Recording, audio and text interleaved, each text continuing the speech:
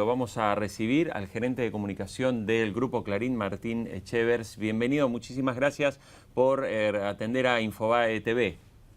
No, gracias a ustedes por la comunicación. Bueno, Martín, le pregunto, vamos a empezar. A ver, hoy se presentó un plan de adecuación. ¿Podríamos resumirle a la audiencia los principales puntos de ese plan? Bueno, ante todo lo que yo quisiera decir es que se trata de un plan de adecuación voluntaria que nosotros presentamos hoy casi, diría de manera urgente y anticipada, porque el fallo de la Corte tiene un plazo de cumplimiento de 5 días hábiles, con lo cual eso recién vence el miércoles en las 2 primeras horas, pero además, al establecer ese fallo, que nosotros deberíamos disponer de las mismas condiciones y plazos que el resto de los grupos, por lo menos tendríamos un año más para presentarlo, porque los grupos tuvieron el año que establece el 161 y después tuvieron un año de prórroga hasta el 7 de diciembre del año pasado. Y 6 o más meses, casi 10 meses, que llevamos de este año sin que la mayoría de esos planes hayan sido siquiera considerados. Con lo cual, nos estamos anticipando porque tuvimos una amenaza directa de confiscación, lisa y llanamente. Cuando aparece el señor Sabatella por segunda vez en la sede de Clarín diciendo que venía a adecuar de oficio al grupo, esto no es ni más ni menos que decir que ellos iban a decidir qué medios del Grupo Clarín iba a tomar el gobierno para dárselo a otros titulares, que obviamente serían del agrado del gobierno. Entonces, ante esa posibilidad de confiscación, porque no se olvide que el mismo sábado estuvo el señor Sabatella reunido en el Tribunal de Cuentas con Kicillof para determinar el precio de los medios del grupo, y anunciaron que si fuera necesario hasta podrían tomar los activos, esto es, los edificios, las cámaras, las antenas, de una manera preventiva dijimos, bueno, presentémonos rápidamente para evitar que siga avanzando este plan de oficio que es absolutamente ilegal, ¿no es cierto? El plan, como lo dice el comunicado, tiene que ver con la división de los medios audiovisuales del grupo en 6 unidades empresarias. Cada una de ellas cumple absolutamente lo prescrito por el artículo 45 de la Ley de Medios en términos de multiplicidad de licencias.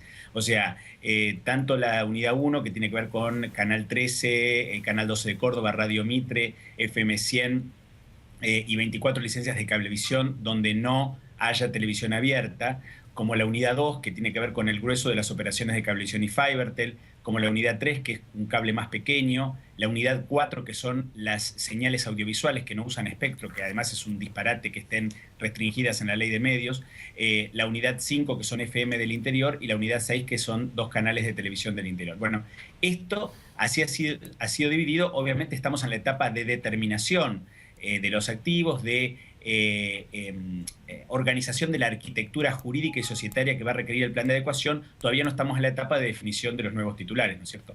A eso quería apuntar, Martín.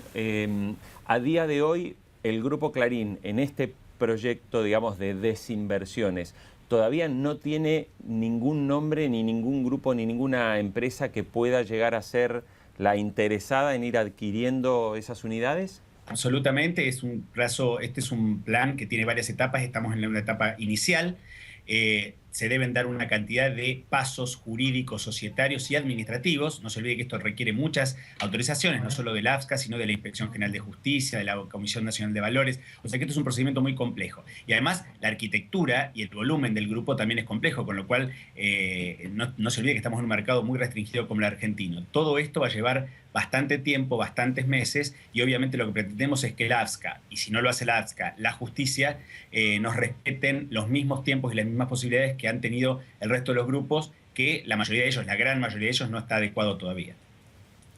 Martín, Willy Cohen te saluda. Hola Willy, ¿cómo estás? Muy bien, muy bien. Hagamos el siguiente supuesto. Supongamos que el gobierno, a través del AFSCA, rechaza este plan de adecuación que presenta esta mañana el Grupo Clarín y dice lo que viene diciendo hasta ahora. Insiste en que procede el plan de adecuación de oficio, digamos. Bueno, nosotros creemos que eso sería una clara violación de la ley y del fallo de la Corte, con lo cual de inmediato acudiríamos a la justicia a impugnar esa decisión, ¿no es cierto? Beto. Martín, Beto Valdés, ¿cómo te va? Buenos días, Beto, ¿cómo estás? Desde el punto de vista de estos últimos datos, que fueron realmente contundentes el fin de semana, el reportaje en el diario Página 12 a Martín Sabatella, esta reunión de ir adelantando en el organismo que depende del viceministro de Economía, Axel Kicillof, una eventual tasación de los activos de la compañía, suponen, ustedes lo planteaban, que los obliga a hacer esta presentación de adecuación voluntaria. En función de la respuesta y cómo serían los plazos de aquí en más, ustedes podrían recurrir a la justicia, porque evidentemente tienen el temor, vos lo decías desde el arranque, de una incautación directa, o que se venía una especie de incautación.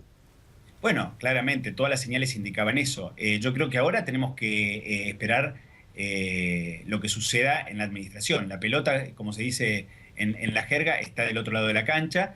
Obviamente que ante la posibilidad de que haya arbitrariedades, nosotros por eso hemos presentado el plan no solo en el AFSCA, sino en tribunales, porque obviamente a nosotros no nos da ninguna garantía de imparcialidad el AFSCA actual. De hecho, una de las cuestiones que hemos puesto en el plan de adecuación es la solicitud en paralelo de que se normalice el AFSCA, de que se garantice que el AFSCA sea una autoridad de aplicación imparcial, apolítica y transparente, y solvente técnicamente, cosas que hoy no se dan en la práctica. O sea que ante la posibilidad de que se cometan abusos o arbitrariedades y desigualdades con nosotros, vamos a ir a la justicia de inmediato.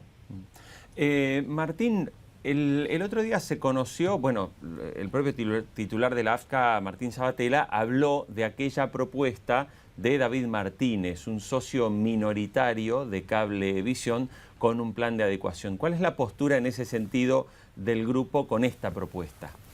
Nosotros explicamos que lo de David Martínez el año pasado fue una consulta, una mera consulta respecto de una potencial adecuación de Cablevisión, que es una de las empresas del Grupo Clarín que tiene que ser adecuada. No se olvide que nosotros tenemos Radio Mitre, tenemos Canal 13, tenemos las señales audiovisuales, o sea, es mucho más complejo el grupo. Esta es una presentación absolutamente autónoma del Grupo Clarín.